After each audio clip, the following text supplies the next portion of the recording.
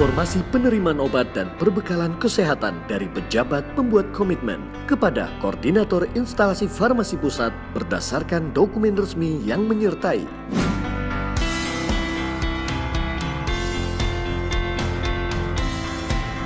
Dalam proses unloading obat dan perbekalan kesehatan, penyusunan pada palet mempertimbangkan nomor batch, serta tata letak penyusunan koli atau box menggunakan kuncian dan batas maksimal penumpukan. Proses penerimaan dimulai dari pengecekan kesesuaian obat dan perbekalan kesehatan dengan dokumen resmi yang menyertai, meliputi nama obat dan perbekalan kesehatan, jumlah, nomor batch, dan masa kadaluarsa.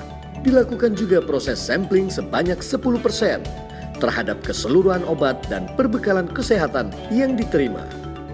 Kesesuaian ataupun ketidaksesuaian dilaporkan kepada koordinator. Penyimpanan obat dan perbekalan kesehatan pada tempat penyimpanan dengan kondisi yang dipersyaratkan dalam kemasan. Pencatatan pada kartu stok untuk setiap mutasi obat dan perbekalan kesehatan.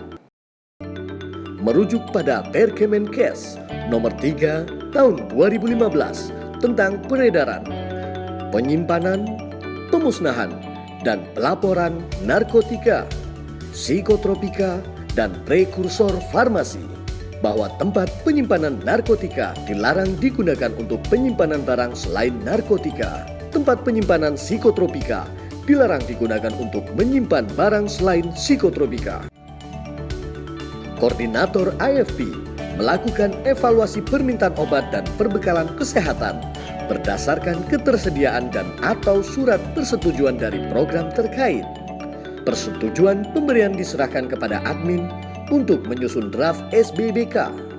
Draft SBBK digunakan oleh penyiap sebagai dasar penyiapan permintaan distribusi obat dan perbekalan kesehatan. Serta penyiap menuliskan nomor batch pada draft SBBK.